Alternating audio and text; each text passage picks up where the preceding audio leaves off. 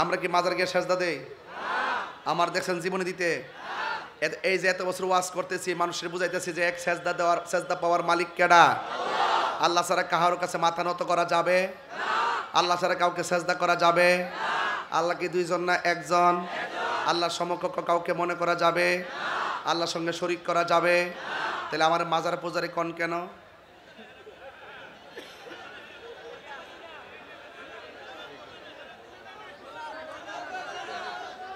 যারা বুঝে না হেরাকো, আরে না বেটা বুঝে না।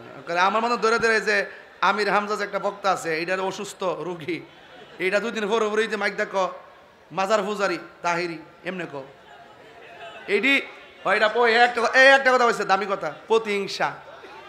এইটা সত্য। ওই তো কয়েকদিন আগে কইল যে নবীরে সাংবাদিক কইছিনি